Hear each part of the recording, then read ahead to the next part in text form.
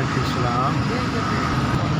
मजदूरी करके बस अपने 400 500 400 500 इन्ना बच जाता है। हाँ जी, 4 बेटियाँ खाने वाली है। दूसरे नंबर से कि बस कोई घर से मेहनत मजदूरी कर लेंगे, कोई मैं कर लेना, ऐसा बस आटा दे दिया बस।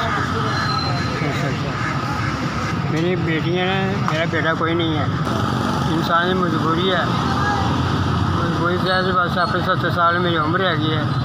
हाँ जी, ये उम्र से नहीं है क्योंकि सड़कें खज्जल खार होना ठीक नहीं है। की करे बंदा, बस इस मजबूर हो के लाओ फिरना। हाँ,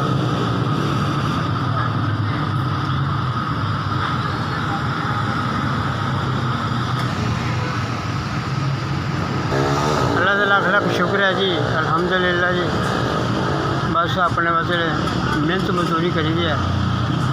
400 500 400 500 बचे हैं।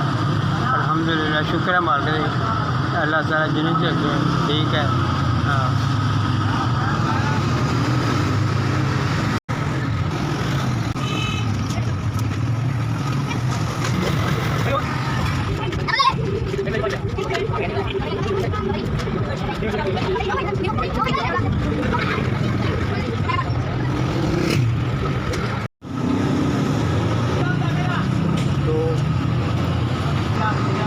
मेहरबानी ना शुक्रिया जनाब। मेरे 1000 रुपये माल है, 2000 रुपये देता है, अपना 1000 रुपये बद देता है तुम।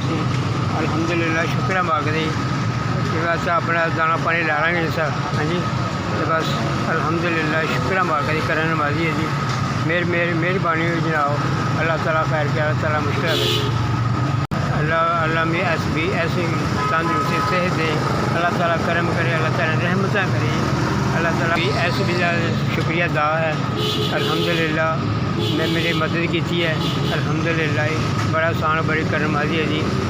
अल्लाह खैर के, अल्लाह ताला तंदुरुस्ती सेहत दे, अल्लाह मुश्किल है। अल्हम्दुलिल्लाह।